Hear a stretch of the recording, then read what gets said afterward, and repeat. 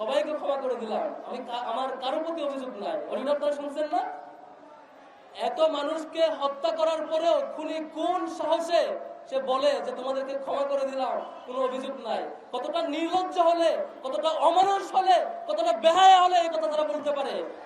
আমরা ছাত্র শিবির আজকে সতর্ক করতে চাই, শুধু খুনি হাসিনা না, খুনি হাসিনার নানান রূপকে তারা নানান আঙ্গিকে ফিরিয়ে আনতে চায়। আমরা এই দেশে কাউকে সেই সুযোগ দেব না ইনশাআল্লাহ। আমরা কয়েকদিন ধরে শুনতে পাচ্ছি নানান ষড়যন্ত্র আঁকা হচ্ছে। অন্তর্বর্তী সরকারকে ব্যর্থ করে দিয়ে নতুন রূপে আওয়ামী লীগকে ফিরিয়ে আনার নানান অঙ্গন থেকে নানান বিদেশি ষড়যন্ত্র হচ্ছে। ছাত্র শিবির গত 15 বছরের সকল অফিস বন্ধ থাকা সত্ত্বেও, সকল পর্যায়ের জনশক্তিকে ক্রস ফায়ারে গ্রেফতার দেওয়া সত্ত্বেও আমরা ফ্যাসিবাদ এবং আওয়ামী লীগকে ছাড়ি নাই।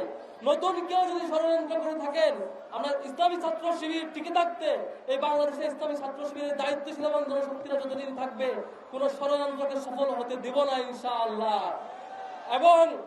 এবং আমরা অন্তর্বর্তী সরকার এখন বলছে যে জুলাই ঘোষণাপত্র দিবে। আমরা এও সতর্ক করতে চাই, তালবাহানা করে নিজেদের মতো করে অনেকটা সেলফ এক্সিট দিয়ে অনেক ইতিহাসকে লুকিয়ে যদি জুলাই ঘোষণাপত্র দেন, আমরা ছাত্র জনতাকে সাথে নিয়ে সেটি প্রত্যাখ্যান করব।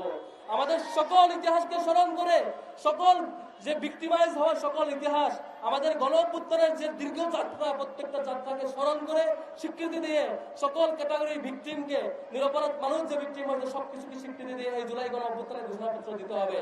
যদি কোনো কারো তালবাহানাকে মেনে নিয়ে কোনো ষড়যন্ত্রের সাথে আপোষ করে বিকৃত ঘোষণাপত্র দেওয়া হয়, সেটির বিরুদ্ধে আমাদের ছাত্র জনতা এবং ইসলামী ছাত্র শিবির রাস্তায় থাকবে ইনশাআল্লাহ।